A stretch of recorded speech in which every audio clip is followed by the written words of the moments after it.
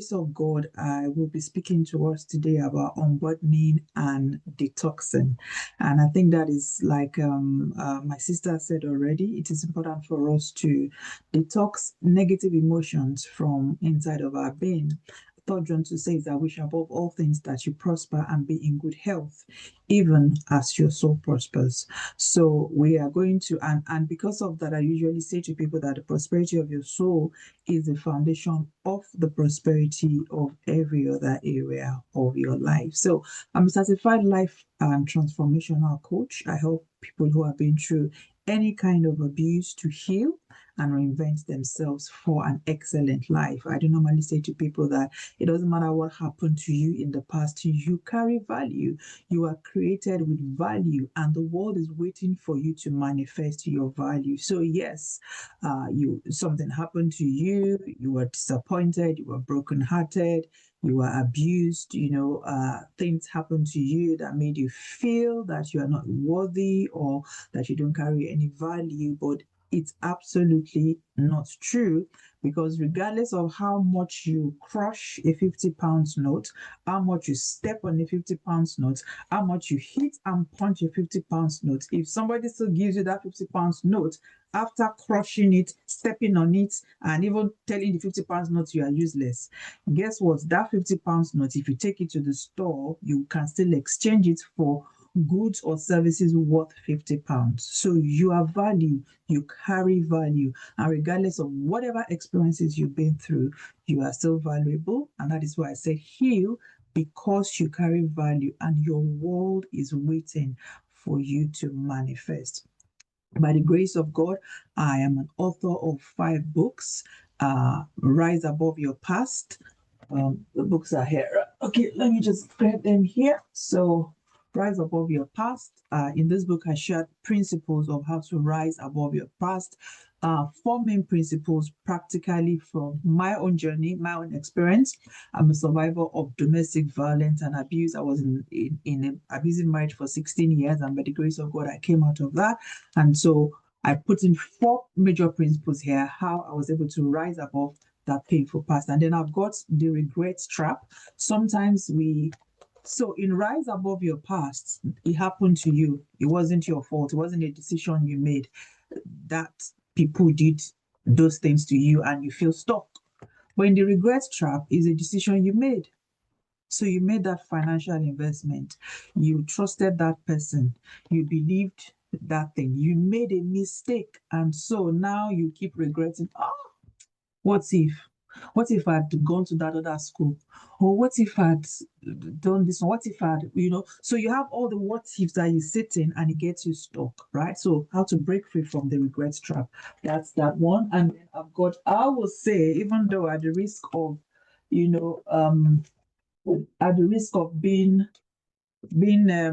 what's the word I'm looking for? This is my favorite, Street Sense for Good Girls, right? And this one simply says how to blend gentle dove with wise serpent. Because I sat down and I thought, actually, somebody asked me a question last year and it got me thinking, why do bad things happen to good people?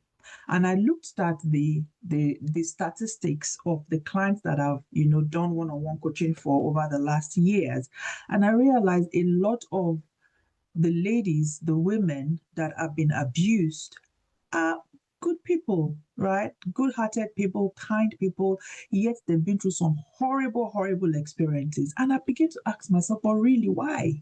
Why? And then I realized that it's okay to be good, it's okay to be nice, it's okay to be as gentle as a dove, but you must also be as wise as a serpent, right?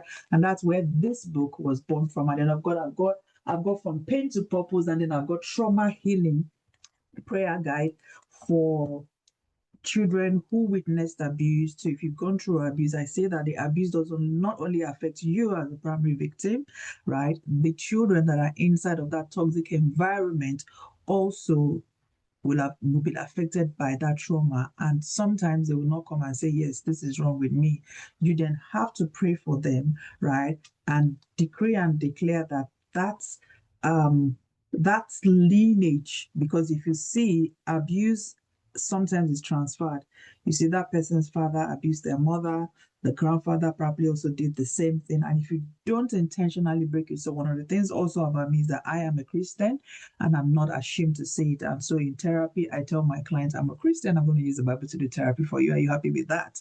Right? Because I believe that that's very, very much important as part of our journey. Now, I have a weakness. I don't know if you can help me tonight. Jane, hi, good evening. Bolade, I see you. Noye, iPhone, I see you. And Ojeme, lovely, lovely picture, DP you've got there. But my weakness is I'm a visual person. I am I'm visual. Like I have to see. I rarely do audio calls with my family and friends. I want to see your face. What's going on? Let me see. And I'm sure that a lot of us are hiding our beautiful faces behind the camera. So if you will please indulge me tonight, put on your camera. It's okay. Don't worry about how you look. It's fine. If you need 2 seconds to stick on powder or whatever, it's fine. But I just want to see your beautiful faces. Thank you, Jane. It's going to help me. Thank you, Balade. Thank you so much. Annie, you're welcome. Thank you, thank you, thank you. Amazing, amazing, amazing. Thank you, thank you. Awesome. So once again, I'm so excited to be here and okay, so I need to be able to share. So if you can please give me the permission to share. I'll make you host of 1 second. Okay, you're just a co-host, so Okay. Thank you so much. Please turn on your cams if you can. Amazing.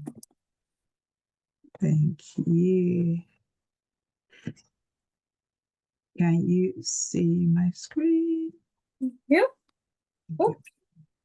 So I am a coach, and so I like my classes to be very interactive. I'm going to be asking us to do a lot of things, which is also part of the reason why I want to be able to see, our faces in case while we're doing the interventions or whatever we're doing this evening, I need to pay a particular attention to anybody.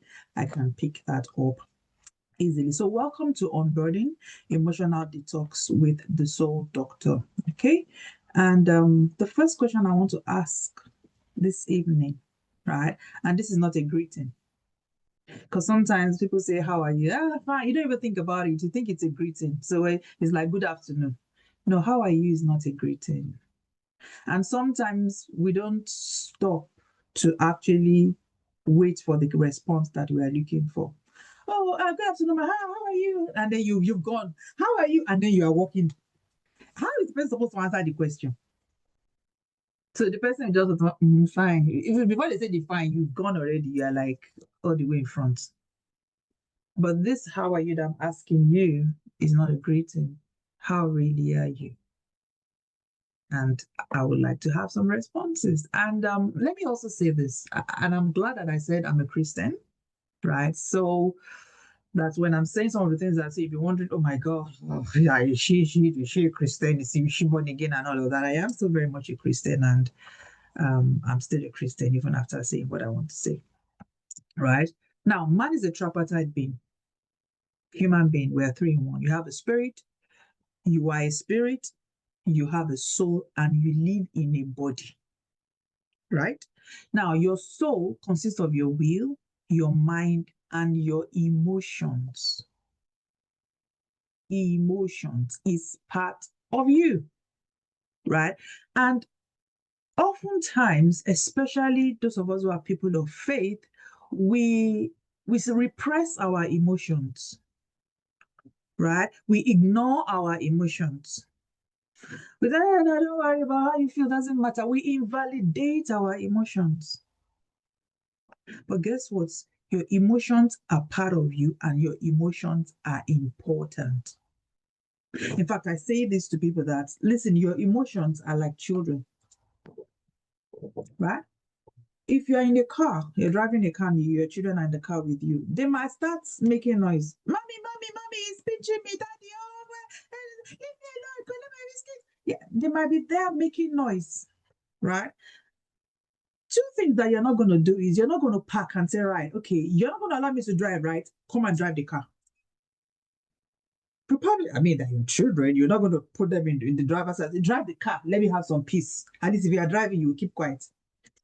You probably won't do that. You also will not say, oh, yeah, you guys are disturbing me, right? Go inside the boots. Or like the Americans will say, the trunk. You're not going to put your children in the trunk, right? Or put them in the driver's seat because they are disturbing you. Look, they are disturbing you while you're driving. You're going to leave them at the back seat. And you are doing what? Through the mirror. You're looking at, hey, stop, making noise. Guys, I'm busy. So you are still paying attention to them, but they're not in control and they are not hidden away. And it's the same thing we do with our emotions. We do have to pay attention to them, but we don't allow them to be in control of our lives, and we don't shut them off inside the trunk or the boot of our car because they are part of us. Because when you do, imagine saying I'm driving from London to Manchester and if my children are disturbing me, I will lock them inside the boot of the car so that they don't disturb me. Just imagine what's going to happen. It's not going to be, let's not even imagine so much. And it's the same way sometimes our emotions embarrass us because we have not dealt with them. One of the things I love to say to people is your emotions are valid. Oh, yes. You are the one feeling it. It's just like you say to someone or your child comes and says to you, Mom, I'm hungry. I say, why are you hungry? Why should you be hungry? When souls are perishing, you are hungry. Have you prayed today? You need to go and read your Bible. You're not supposed to be hungry. If somebody is hungry, they're hungry now. Abby, they're hungry. Or someone says, oh, I need to use the bathroom. Why do you need to use the bathroom? You must be disciplined. You don't have to use the bathroom. Keep it, hold yourself together. Package yourself. Baby, aren't you a child of God? You have control over everything. You don't need the bathroom. Sit down there. This child, you just like going up and down. Of course, we know what will happen. After a few minutes, if you still don't answer the child, you're the one that will be cleaning up and washing the child because the child will have embarrassed you because they will have done their due on themselves. And it's the same thing with our emotions. So how are you? I want you to write it down. Don't put it in the comment section or anything like that. But I want you to get a notebook, right, or a piece of paper and just write how happy, sad, whatever it is that you're feeling, angry, irritable, or whatever emotions you are feeling. Remember, your emotions are valid. And the fact that you are a Christian does not mean you will not have negative emotions. In fact, can I shock you? The Bible says, be ye angry. And the other part, I will come to it. I just want us to stay on that first part because your emotions are valid. Be ye angry. It didn't say, thou shalt not be angry. It's not part of the commandment. What is anger? Anger is an emotion. So sometimes you see your, spiritual authority and everything, they're angry, like, and he calls herself a pastor, and she calls herself a pastor, and she's getting angry. She's a human being now. He's a human being. Be ye angry. In fact, if you have a friend or someone that you're in a relationship with, and the person is never angry, there's something is wrong somewhere. Something is wrong. Anger is an emotion. And you have a right to feel that emotion. So how are you? Write it down in your, think about January. Maybe you had some goals, you had this one you wanted to do. What has happened? How are you feeling right now? I'm just exhausted. I'm just tired. I'm just, I feel helpless. Oh, I just feel inadequate. How are you? It is okay for you to feel what you're feeling. Your emotions are valid.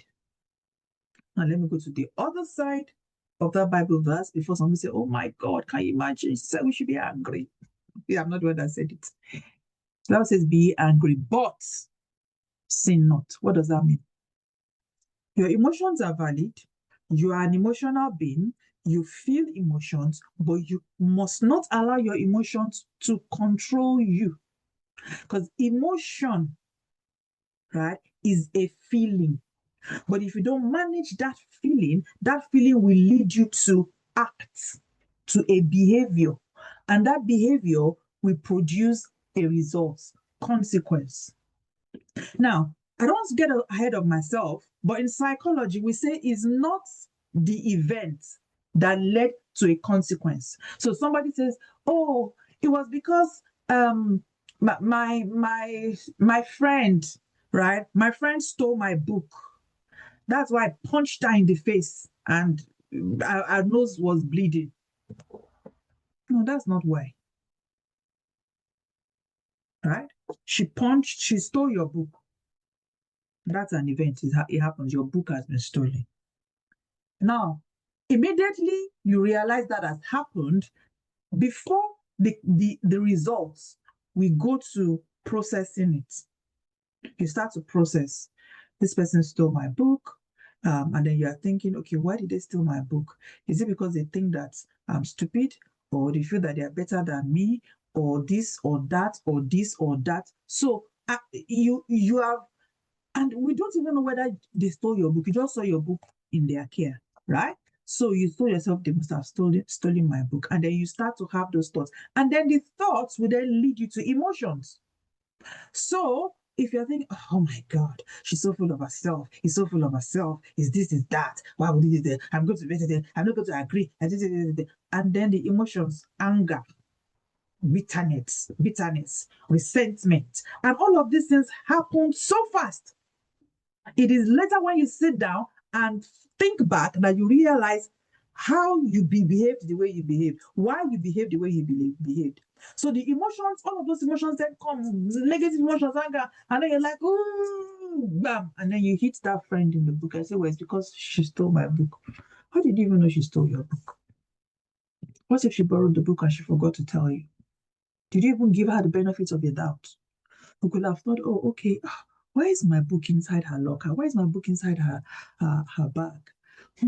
Okay, maybe she wanted to borrow it. She didn't have time to tell me. Okay, oh my goodness, maybe she did, maybe you could have interpreted it in a different way that will lead to a different action. Have you ever heard of the story of two guys born in the same family, siblings, abject poverty?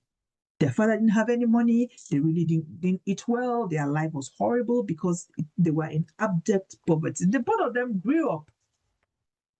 They are now their own adults. They have their own families.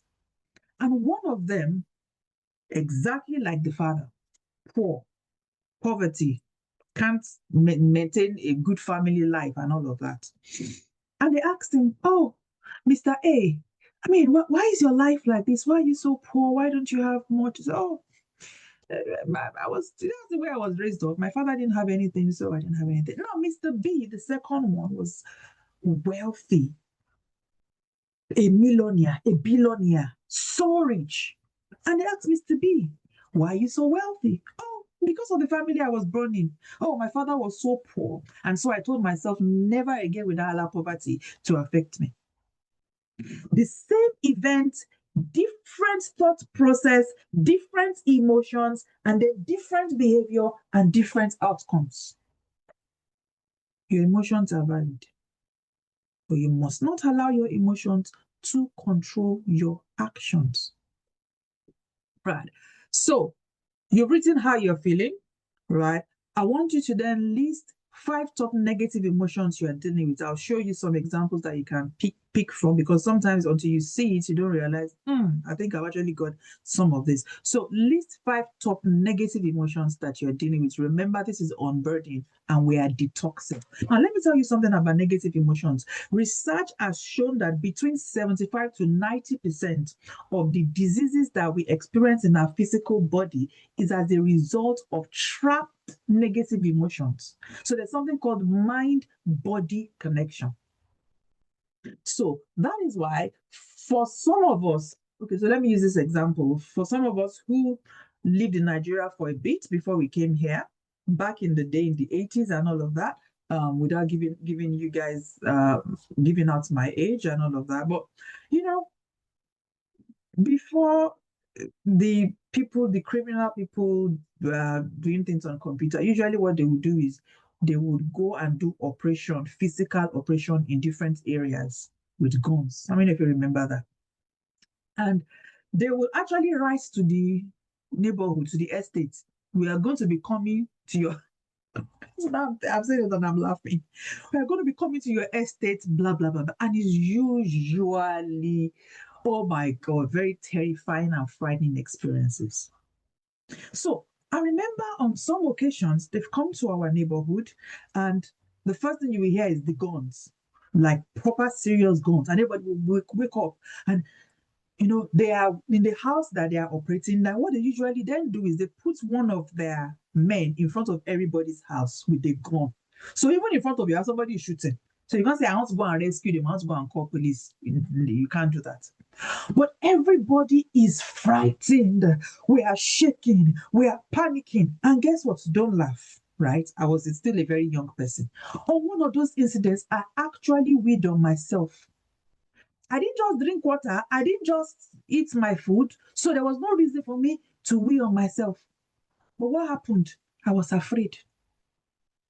I was terribly afraid. So fear is an emotion. But guess what? It manifested physically in my body. Have you ever been nervous and anxious and you are sweating? You are inside AC, but you are sweating. You can see, I was sweating. Emotion, but it's reflecting in your physical body, mind body connection.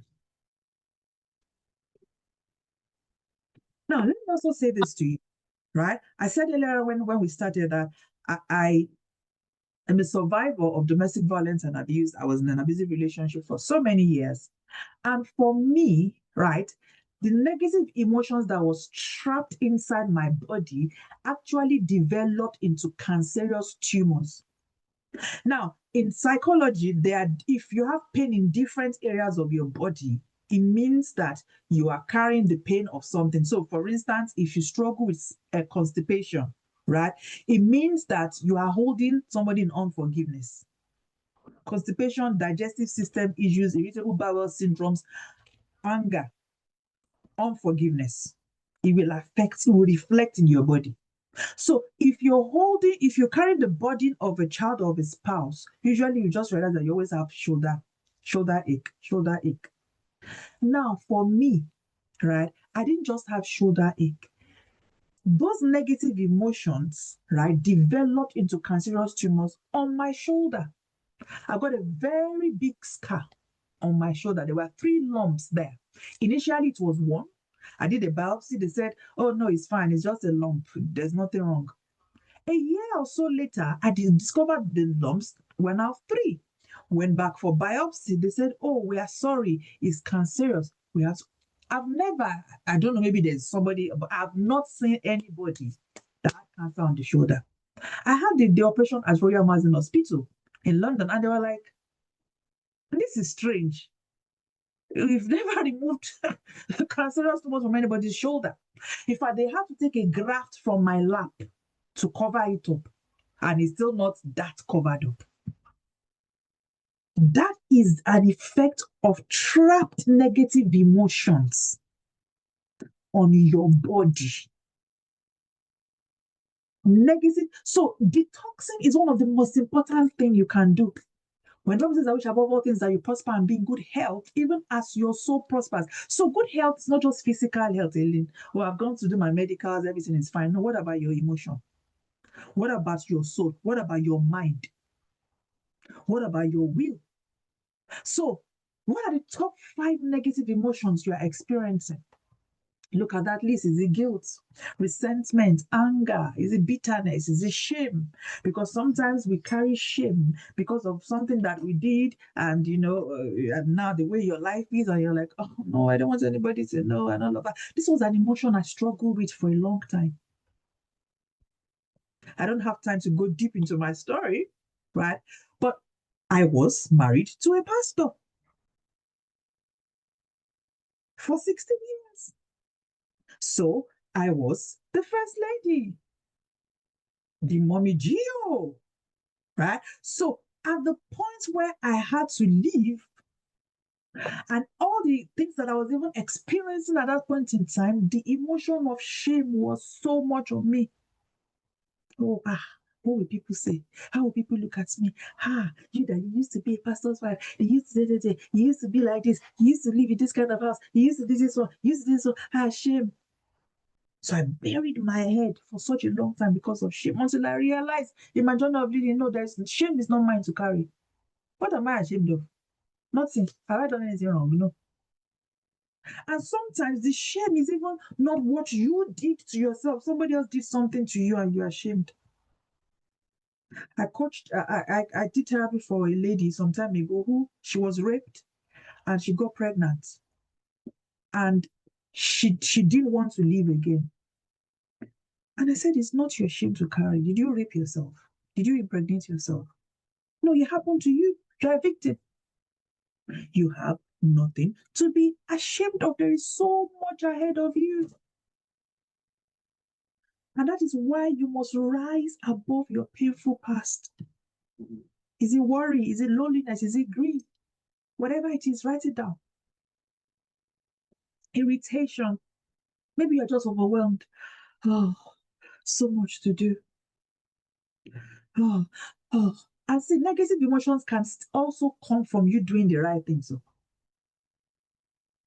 Because I know people, right? In fact, there was one of my colleagues I was speaking to last month, and the person was just like, sis, I'm exhausted.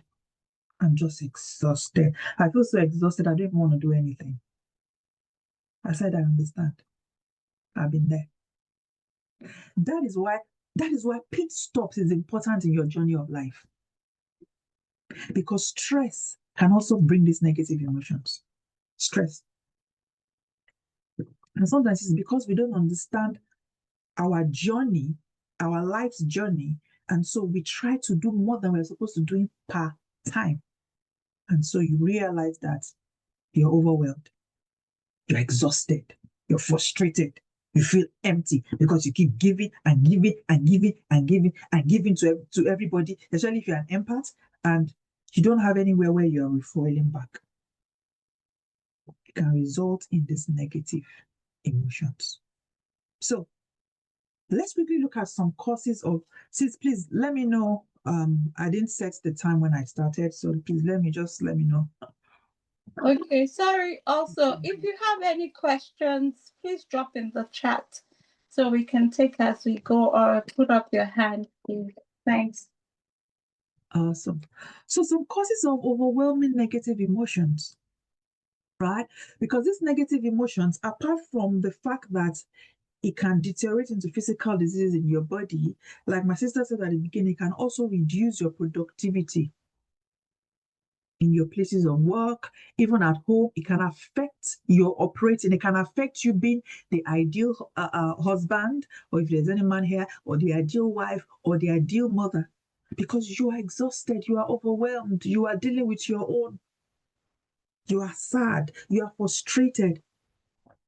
And so it's important for you to let go of those negative emotions, right? So negative, the first thing is negative interpretation of events. And you see, I already explained this earlier on, that the same thing can happen to two different people and they interpret it in two different ways. Listen, see, I tell people to always interpret situations to favor them because it costs you nothing. Because especially if you don't have the facts. Now, let me read a story to you. Let me read a story to you real quick. I'll see if I can find it. How negative interpretation, right, will affect us. This is the story of a lady called Susan. Now, this is fictional. Don't go and be thinking, hey, Susan, I know this Susan Coach Life talking about. Oh, hey. No, you don't know this Susan because it's fictional, right? But Susan, right? Where are we? Okay, Susan called her fiance John during the day to check up on him at work. Her call was not answered. She called repeatedly and there was no response. She sent a text and still there was no response. Susan started to wonder what may be going on. And then she started to interpret that situation because, sometimes I was sharing this yesterday about symptoms of wounded soul, right? On my IG life. And I was saying that sometimes you expect people to respond to you at a particular time and they don't respond. And because of that, things start going on in your head. Why did she respond to my text message? I called, why did she pick? I called, why didn't he pick? In fact, I say this jokingly, and forgive me if you live in Nigeria, forgive me, right? I love you. But oftentimes people will call me, this happened a lot with Nigerian numbers. And then maybe I wasn't able to answer my phone at that point in time. And then later on when we get to speak, oh, I called you 3 times, you didn't pick. I'm getting better now. Initially, I'll just be like, excuse me, like, you called me 3 times. Should I not tell you that I'm probably busy in a meeting, in a session? Why do I have to pick your call when you call me? I'm not a call center agent, am I? He's only call center representatives. They call British guys. They have to pick. As the phone is ringing like this, they have to pick it. But you are not a call center agent that your job is sit down with the phone as it's ringing, hello, hello. The truth is now, on a more serious note, people have died. And I mean that literally, rushing to go and pick up their phone call. There was a guy, was it last year, an actor, was it last year or 2 years ago? He was in the bathroom, his phone rang, and he was rushing to go and pick his phone. He slid, hit his head, and that was it. Is the world not going on now? I know of one of my friend's mom. She broke her leg. Her phone was ringing. The same thing in the bathroom. She was rushing to go and pick the phone. She fell and broke her leg. Listen, do not make other people's emergencies become your own urgency. Don't do it. Don't make other people's emergencies. You call me and I am the one in charge of my own life and my own time. If it's urgent, send a message. That is why the only mode of communication is not calls.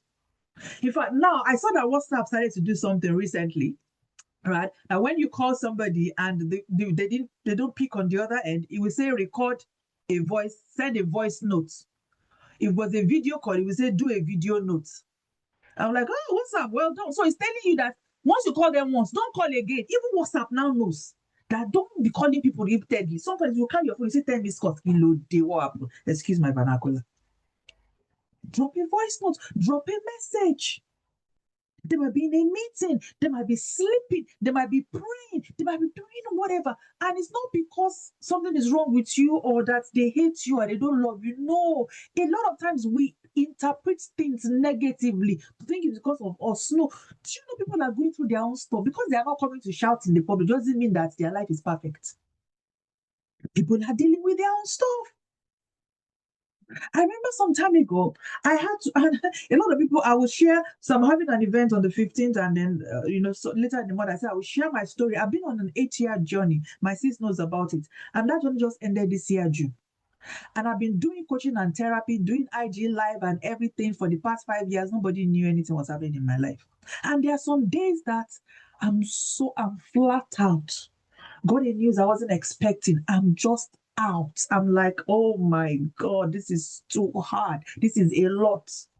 So imagine you call me during that time and I wasn't able to pick your call and you are sending me, hey, why did you pick my call? Is it because of this? Is it? And I'm like, bro, hello? You have no idea. Just, I know sometimes like, you don't even know what's happening in my life. You think that's, so negative. Okay, I was reading. Should I continue reading Susan's story? Or I think I've already explained what I was. Yeah, just continue. Time is going on. Negative interpretation of events can cause overwhelming negative emotion. Physical tiredness. I said that already as well. That sometimes you put too much on your plate that you can handle. You are a limited resource. You are a limited resource. You are a limited resource. Honestly, you are a limited resource. Just know that. And know that you are not indispensable. I'm sure you know one or two people that you did not think in this world that they can die. And they died, and the world is still moving. Unmet relationship expectations. You're in a relationship, and there are valid expectations in relationships, there are invalid expectations. But listen, I say this to people, you have no control over other people's actions or inactions. You only have control over your own actions and your reactions to their actions. So even so, yes, maybe my child is supposed to help out in the house, tidy up. And because they're not helping out, I get so upset, I get so angry, I get so irritable, I get all of this. I can't make it. And I know it sounds weird, but the truth is you cannot make your child do anything you want them to do. You can advise them, you can encourage them, you can ask them, but you think that you have control. It's putting yourself in a lot of trouble. Of course, also abuse and trauma, right, causes an avalanche of negative emotions, societal expectations, family expectations. You are 40, you should be married. You are clinical, you have children. You've been married for 2 years. Where are your children? And all of that, and then all of those begins to bring negative emotions. Comparison. In fact, the Bible says they that compare with themselves are not wise, because when you begin to compare yourself with other people, it means that you don't even value yourself. You don't even know your worth. You don't even know your value. You don't even know that you are special, that you are one in a kind, that nobody has your fingerprints. And then all of those negative emotions start building up, start building up, start building up over time. Lack of growth and development. We are not meant to be stagnated in life. That's where they say when you stop learning, you start dying. Because what you thought you knew yesterday has changed. Especially the day and age we are in now, everything is changing. So if you're not growing, if you're not developing, and other people are growing and developing, you start to get jealous, you start to get envious of them. You start to have, what's wrong? Why? Develop yourself. Failure to achieve a goal. Sometimes because you did not achieve a goal, you think that you're a failure, you feel sad, you feel something is wrong with you. It might be any reason why you didn't achieve that goal. It might be the goal probably was not smart. That's one side, setting smart goals and things like that. It might be that it's not time for you to achieve that goal yet. It might be that you missed something out that you need to sit down and evaluate and do it again. But it's not an indictment on your personality. Loss, any kind of loss, grief, financial pressure, spiritual disconnection as well causes overwhelming negative emotion. Right. So, what you've written down in your notebooks, what do you think is responsible for those emotions that you're feeling? Think back. I'll give you 60 seconds or so to think. What do you think, right, from everything I've been talking about, what do you think might be responsible for those negative emotions that you're feeling, right? So if it's sadness, think back, because there's always a trigger. There's always a trigger. There's always a trigger. What do you think might be responsible? What do you think might be responsible for those emotions that you're feeling? What do you think might be responsible? Do you think it was a goal you set that you didn't achieve? Do you think it was his lack of growth? Do you think it's financial pressure? Do you think for you is just physical tiredness? Do you think it's fatigue? Do you think it's unmet relationship expectations? What do you think is responsible? Do you think is spiritual disconnection? Right? Because sometimes we have to just, get back in tune. Life can be so busy that you disconnect. And, when anything disconnects from its source, there's a problem. Our source is God, so you can't afford to be disconnected from Him. Okay? So once you've done that, please put done in the comment section so I know that we're all working together. Once you've done highlighting the causes of, it might be here on this list, it might not be on this list. This is just a guide, right? You just put done in the comment section for me. Awesome. Done. Brilliant. Amazing. Thank you. Right. Okay, I'm going back. So what do you think is responsible? So now I'm going to quickly touch on trauma, right? Trauma, because a lot of times the negative experiences that people have, it can be in their childhood, it can be in adulthood, are what is responsible for the negative emotions that we feel inside of us. And trauma is so broad, right? anything that wounds your soul, a wounded soul. The truth is, somebody might look at you last week, and maybe you're walking on the road and say something negative to you, and it touches you. You feel attacked. You feel as if they threw a stone at you. It's trauma. So trauma can be something that happened to you yesterday. It can be this morning. It can be 13 years ago. It can be when you were 7. It can be when you were 8. Trauma is an emotional response to a negative experience. So when you have a negative experience, you've experienced trauma, there will be a response. And it's not ordinary hardship. So I see people throw this word around. Oh, I'm so traumatized right now. Life is hard. Life can be hard, right? But trauma is not ordinary hardship. Trauma is actually a wound, and it is an event that happens that causes a wound in your soul.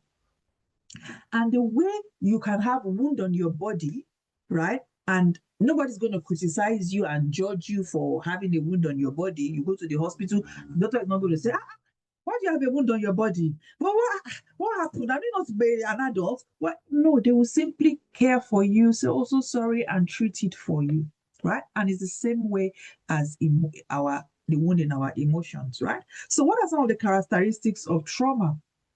Trauma can be sudden, like I said, it is broad. It just happened, right? You didn't expect that friend to pass. That person just passed suddenly. You didn't know what happened. You didn't expect them to sack you at work. You didn't expect that business not to go. It just happened. Boom. You weren't expecting it. And you might not even see it coming. It can be a breakdown of a relationship. It can be whatever. It just happened to you, right? Involve serious threats to life. Oftentimes, trauma is something that can take your life out. I know people who have been abused, and I'm sure we all do as well. There was a senator in the news earlier this year who, in an abusive relationship, was killed by an intimate partner. So it can involve serious threats to life. Oftentimes, trauma is also out of a person's control, which is why I said it happened to you. It happened to you. And I normally say this to people who have gone through abuse, whether childhood abuse or as an adult, that the abuse you experienced is not your fault. It's not your fault. Because oftentimes perpetrators will make the victim believe that it's because of what you did, that's why I slapped you. It's a lie. You can control your response to what people do. Outside of your control. Trauma can undermine your person's sense of safety. So you begin to go around and think that, oh my God, people don't like me, and trauma distorts your perception of yourself, of the world, of other people, and even of God. Right? I don't want to go into that as well because of time. It also creates a sense that catastrophe could strike anytime. So you are continuously living your life in a fearful zone. Something bad is going to happen. So you catastrophize. And you are like that because something bad has happened to you in the future. Right? So I remember years ago, I was involved in a motor accident. And the car I was in, it was the Honda Pilot Jeep, right? The 7-seater. But the car somersaulted 3 times and landed on his head. To God be the glory. Thank God nobody was hurt, just minor scratches. It was a miracle. But guess what? After that incident, anytime I'm on the motorway, right, and I'm inside a car, I'm pressing the brake with the driver. We are both pressing. I'm like, slow down. It's like sometimes I just have to close my eyes. I really have to work on myself because for me, I'm like, the car is going to somersault and there'll be an accident because of what has happened in the past. So until I dealt with that fear and that trauma, right, I was always thinking that anytime I'm traveling in a car, there will be an accident. But I know I had to deal with it. But what causes it? What caused it? The experience I had before. So effects of trauma, flashbacks, like I said, flashbacks, remember what happened to you. Some people as adults, the way they were treated as young children, even as an adult, they're having flashbacks. They're remembering the names that they were called in school. You look at your nose, stupid, foolish.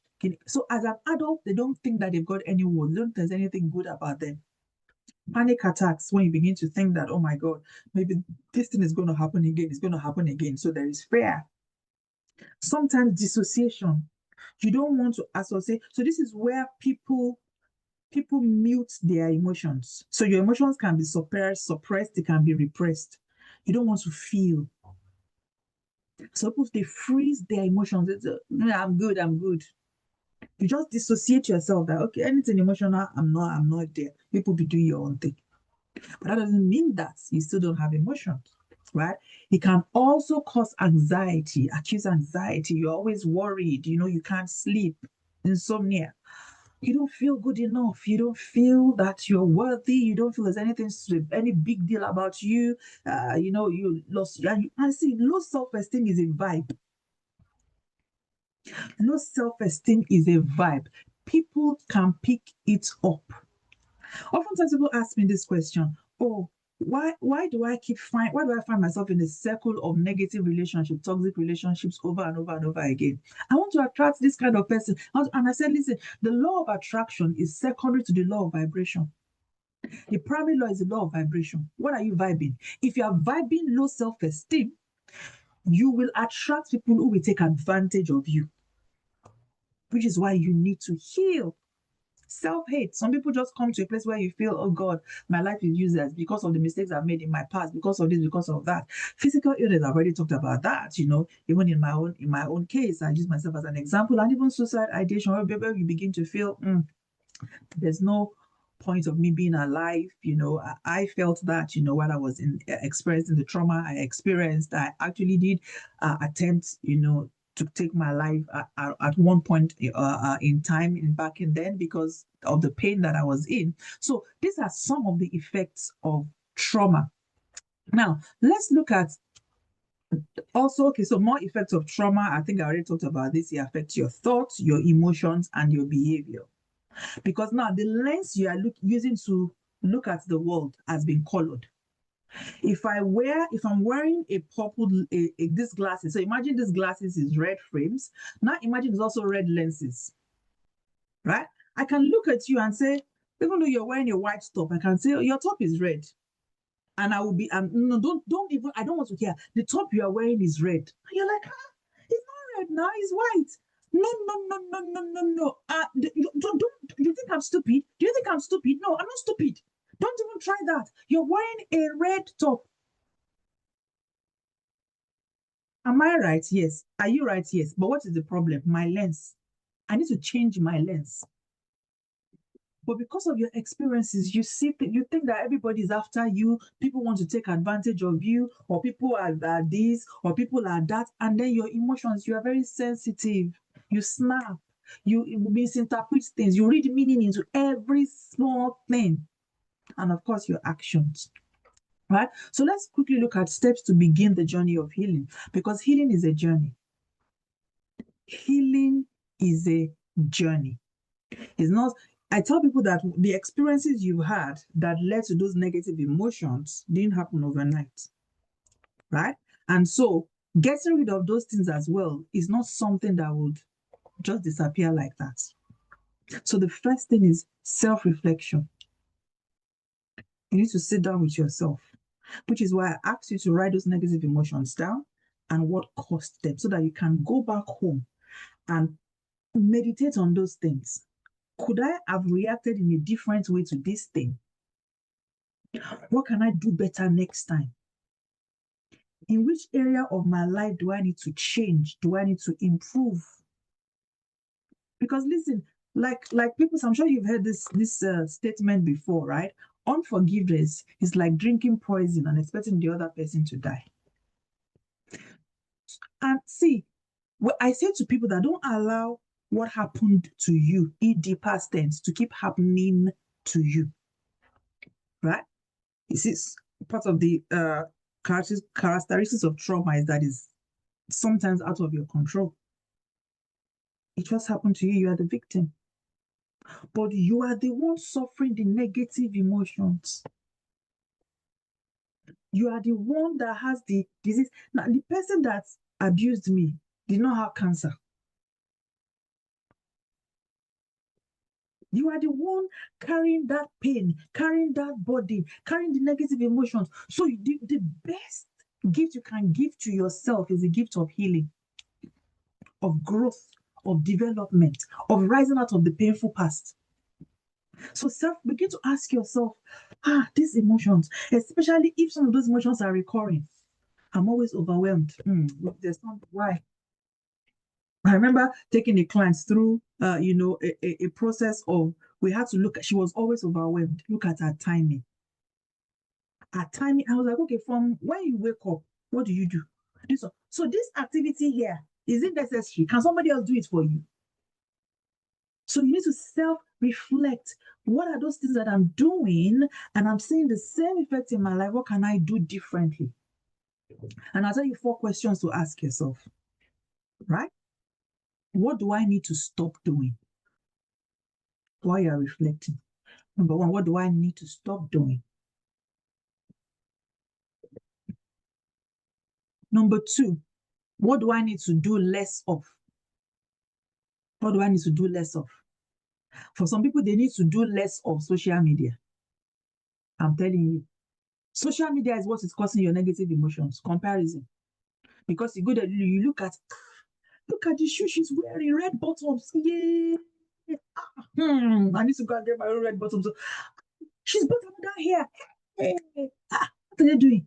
They went to France. Okay, so I know what to do. I'm going to. So you probably need to do less because you go there, you are there 1 hour. And then the work they're supposed to be doing, because you're working from home, they're now giving you query because you don't finish your task, because you are sitting down on social media for 5 hours. Or the time you're supposed to use to read your Bible is social. So some people, social media needs to do less of. Some people need to do less of comparison. Number 3, what do I need? So the first thing I said, what do I need to stop doing, right? What do I need to do less of? Number 3, what do I need to start doing? What do I need to start doing? For some people, you need to start making yourself accountable, because accountability beats growth. What do I need to start doing? For some people, you need to commit to the journey of growth and development. I need to maybe start reading, take a book. I need to start reading. I need to start expanding my mind. I need to start praying more. Maybe it's a spiritual disconnection that is your own challenge. What do I need to start doing? Some people, you now need to start, right, reconnecting with your emotions that you have frozen all these years. And saying, hey, I need to, I remember, someone called me out of the blues. This person had been through abuse, childhood abuse. I mean, and they're now adults, and then when we talk, and then childhood abuse, and then adulthood abuse. And then one day she just called me from work. She said, Coach, I just need to sign up. She said, something happened at work today, and I was embarrassed because I started crying. I was talking to a patient and I started crying. So I thought that these things happened so long ago and it wasn't there again. I've not actually sat down to deal with it. So what do I need to start doing? And then what do I need to do more of? So maybe you're already doing those things, right? I read my Bible, but maybe I need to read more. Maybe I only spend 3 minutes to pray. I need to pray more, right? So what do I need to do more of? Okay, so that on self-reflection. Now let's go to mindfulness. Mindfulness. And sometimes when people hear mindfulness, they think, oh, is shrink. We're talking about shrink things, or we're talking about Buddha things. No, no, no, no, no. I don't have time to take you through the scriptures. Anytime you hear the word meditate in the Bible, it's talking about mindfulness. And somebody said something really profound, that God gave us 2 ears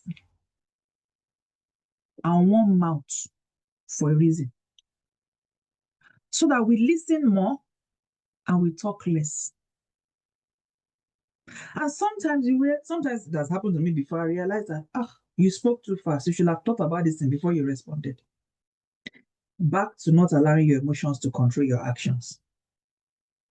Because sometimes out of anger, because you are upset, because something has happened, you just say, hey, and then we finish talking, and then you're not thinking, that thing that I said, I should have said it too. This one, especially sometimes at home with our children. I was talking to my sister and I said, okay, I think I'm gonna. I don't know where I'm gonna fit it into my calendar. But she was like, honestly, sis, I'm always shouting. Hey, I'm tired of shouting at my children. I said, you don't have to shout at them, right? But I'm used to. We can practice mindfulness, right? Because the children of and it's valid because especially when they are 5, 6, 7, 8. Oh my goodness, wonderful age. Okay, mommy, stand up. Hey, and then they can. Yes. And one day I told her to do something. I said, see, you don't have to shout. So let me give this free to a parenting tip. I said, what does your child like to do? I'm supposed to go somewhere that day, and the boy likes to go out and everything. I said, okay, if he doesn't finish eating his food and clearing the table, right, don't let him go. He said, I said, don't let him go. Let the other brother go. And because every time, even if he doesn't finish his food and clear his face, his mom will still allow him to go. That day, only the younger brother went. She said I should come and see how he was crying. He said he didn't believe it that I didn't go. I think he's 7 or 8. He said he cried. I didn't even jump. I said, just take your eyes away. Go and watch a movie. He's not crying has not killed the child. I said, because now you didn't shout, right? But he got the message. Now, when mom says, finish eating your food and tidy your plates, there are consequences if I don't do it. But it's mindfulness. It's asking myself these things, how can I do it better? Just be still. See, in the place of stillness, God speaks to you. In the place of stillness is where you communicate with the Holy Spirit, because the Holy Spirit is a still small voice. Sometimes I tell people, there was someone I was saying we're having one family issue, and I said, let us go and sleep. Tomorrow morning, things will be different. You don't have to solve all the problem right now, especially if you don't know what to say. Can I get back to you later? Can I get back to you later? The things that you think that you have to have an answer. See, there was a time in my life where I used to think that there was no tomorrow. But I have to achieve everything today. I have to do it today. I have to give an answer today. I have to. No, tomorrow we can still do it tomorrow. It came from the place of mindfulness. Very important. And then swap the voices. Swap the voices. So you see, I was still talking about this yesterday, that sometimes we think we can't control the thoughts that comes in our head. You know those voices, the stories that you pick up in your head. I sent her a message yesterday. She didn't reply. Maybe she doesn't want to talk to me again. Maybe because I'm not this one. Maybe because, and excuse me, black people that live in the UK, we have this funny one. It's because I'm black. It's not because you are black. You are the one in your own head. And this is because I'm black. It's because I'm black. Hey, this is black. No, you are the one in your own head. And how do you even know what that person is thinking in their head? Sometimes I'm like, are you a mind reader to know what is going on inside that person's mind? So listen, you have no control over the thoughts that comes inside your mind, right? But you have control over what you think about. You have no control over the thoughts that comes into your mind, but you have control over what you think about. Philippians 4:8. It says, and now, dear brothers and sisters, one final thing.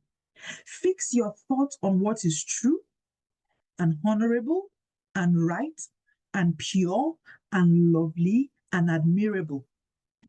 Think about things that are excellent and worthy of praise. Philippians 4:8, New Living Translations. So, in your head, when those voices comes, when those thoughts comes, you ask yourself, get a checklist. This is your checklist. Is it true? This voice that's telling me that I'm stupid, I'm foolish, I can't make anything out of my life. Is it true, really? No, because the Bible says I have the mind of Christ. Okay, delete. Honorable. Is it honorable thoughts? That suggestion. Is it right? Checklist. Is it pure? Someone is telling you that if you travel, this will happen. That will. Is it lovely?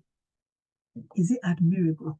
If the answer is not yes to all of this then flush the thought from your mind, and immediately Replace it with something positive. So swap the voices, which is why you need to know what God says about you. And that's how I'm going to end tonight. You need to know what the word of God says about you. The Bible says that God is close to the brokenhearted. God is able to comfort you. But do you know what He's saying? And how does He comfort you? With His word. With His word. I'm such I can use the word addict of what God says about me. I need to know what God says about me, because listen, it does not matter what other people say about you or what they say to you. What matters is what you say about yourself, what you say to yourself, and what God says about you. Now, I want to take us on a journey. Do you want to go on a journey? I want to take us on a journey, and we're going into my private jets. Usually I should charge you guys about $25,000 to fly on this jet with me, right? But out of the magnanimous of my heart, you can come inside my jet free of charge. But I need to see your faces for you to come inside my jets. Yeah? Oh, yeah. Can we do that? To enter these jets together, I need to see your beautiful faces, because I we see go you. on a journey inside my jet. Please, I'm very busy in the kitchen. I can't show my face. I've been so busy today. Airbus A380. Mhm. This Please, jet, let's enter this jet. Oh, how many passengers will turn on their cameras? we're about to go on this jet. And what I want you to do is think about what you've written. And then I want you to look at these jets, right? I want you to look at the different areas of these jets. What do you need right now? What do you need more than anything? I want you to close your eyes. Okay, don't close your eyes because you will not see. Open your eyes. We're about to go inside the jets, right? But be focused. I want you to go and sit. You can decide to sit on love. If your topmost feeling is you feel unloved for whatever reason, go and sit on love. And just feel the love. Is the unconditional love of God. Feel the love. If you feel, oh no, I need joy, I feel so sad, go and sit on joy. Sit on joy.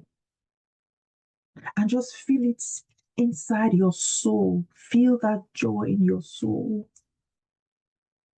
If you feel, oh my goodness, what I need right now is faith, go sit on faith. Sit on faith. Somebody might say, what I need is tranquility. I love the tranquility. You can lie down and there's a pillow there. And the lying down on tranquility, you get some contentment as well. Just lie down, use the throw pillow, use it, and relax. Tranquility. Inhale and exhale. If you feel, ooh, gratitude, sit on gratitude. There's serenity there. There's happiness there. There's peace. You know the good thing about this private jets is you don't have to sit in one place. You can move around. Once you felt love, you can say, okay, now the next thing I need joy. Go and sit on joy. Feel it. Feel it all through your body. Feel it in your soul. Feel it in your spirit. If you're like, oh, I need peace, reach out to peace.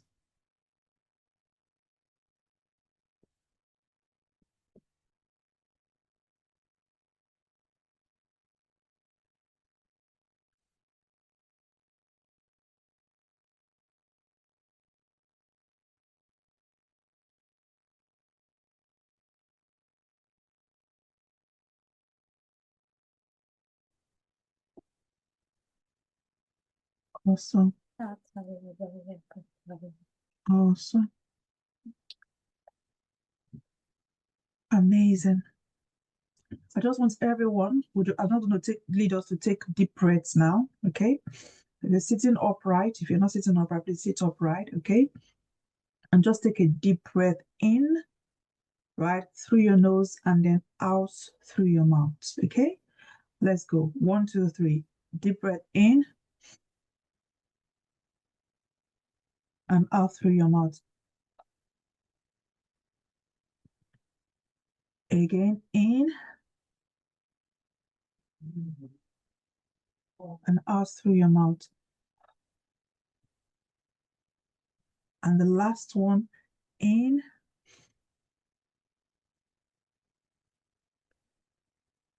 and slowly out through your mouth.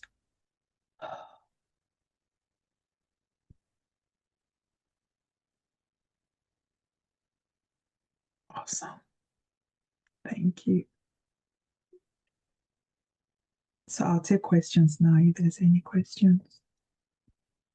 Wow.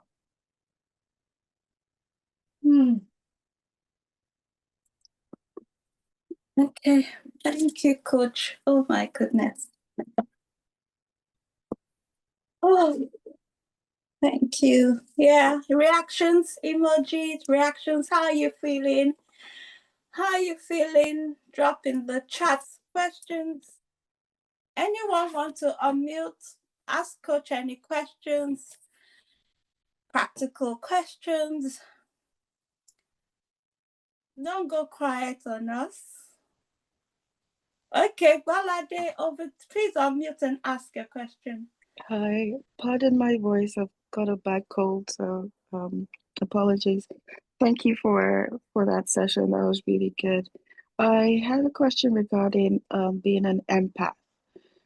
What would you advise an empath in terms of how to not take on too much of external feelings and make them their own? So actually, right, the next book I'm writing is called Dear Empath, right? Because I also realized that being an empath, even though it's a good thing, it can also be a burden. Mm-hmm. So what I say to empaths is choose yourself without feeling guilty, right? And listen, the people that matter, they don't mind that you're setting boundaries. They don't mind that you say no because you are tired, right? So you're tired, you're like, oh, I'm sorry, I can't really come and sweep the church today. I've had a long week. And they fire you from the church. Why couldn't you come to church? You are tired. If you are driving to church and you pass out on wheel and you die, they say, oh, hey, yeah, gone too soon. So the people that matter, they don't mind you setting boundaries. They don't mind you saying no. The people that mind, excuse me, they don't matter. Because if I'm saying to you, I'm not well enough, or I'm not up to it, or at the moment I'm not going to be able to do this, and you know before I will do it, and you're upset with me, that means you don't genuinely care about me. You probably are just relating with me because of my what, not because of my who. That's a different teaching, right? Because I teach people about your who and your what, and that is not W-H-A-T, it's W-H-A-T. Some people are in your life just for your W-H-A-T. You're a medical doctor, that's your what. You are a fashion designer, that's your what. You are a coach, that's your what. You are a this, that's your what. They don't care about your who, you as a person. Only what. So you will see, I used to say that back in the day, there are some classmates that their dad was a politician, their mom was a this, they are this, and then people will be their friends because they know that their dad can connect me and get a job. But the moment they position, their dad is not going to occupy those positions. Those people they are friendless. They become friendless.